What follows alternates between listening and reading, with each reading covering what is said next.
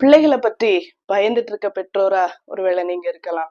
சின்ன பிள்ளைகளா இருந்தா இந்த பிள்ளைங்க வளரும் போது எப்படி இருப்பாங்கன்னு தெரியலையே, இவ்வளவு பயங்கரமா உலகம் இருக்கே அப்படின்னு பெற்றோர் ஒரு சிலர் கவலைப்படலாம்.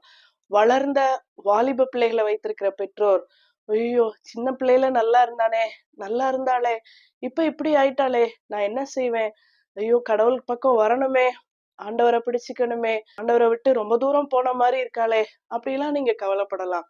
ஆனா நம்ம கவலைப்பட வேண்டியது இல்ல.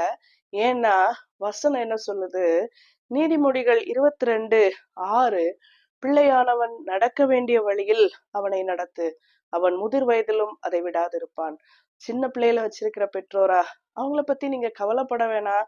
ஏன்னா நடக்க வேண்டிய வழியில் அவர்களை நடத்திட்டீங்கன்னா முதிர் வயது வரைக்கும் அதை விடாம இருப்பாங்க.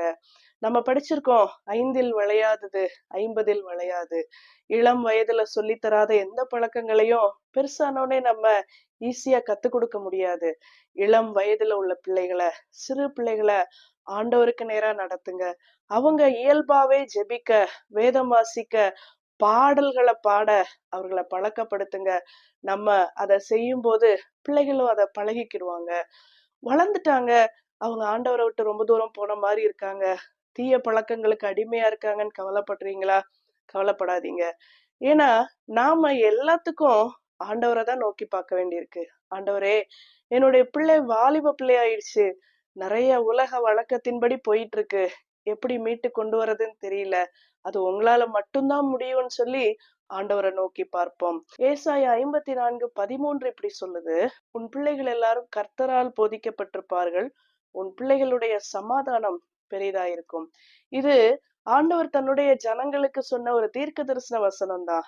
ஆனா நம்ம பிள்ளைகள் எல்லாரும் சமாதானமான முறையில வாழணும்.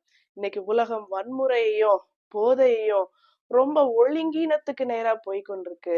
இந்த மாதிரி கஷ்டமான சூழ்நிலையில நம்ம பிள்ளைகளுடைய வாழ்க்கை முறை சமாதானமா இருக்கணும்னா ஒன்லி திங், அவர்கள் கர்த்தரால் போதிக்கப்பட்டிருக்கணும்.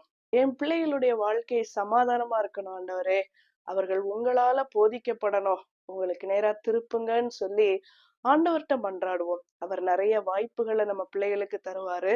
நிச்சயமா ஏதோ ஒரு வசனத்தை கொண்டு ஆண்டவர் அவர்களோட பேசி தன் பக்கமா இழுத்துக் கொள்வார். நம்முடைய பிள்ளைகளுடைய வாழ்க்கை சமாதானமா இருக்கும். பெற்றோரே, நீங்கள் பயப்பட வேண்டாம். God bless you.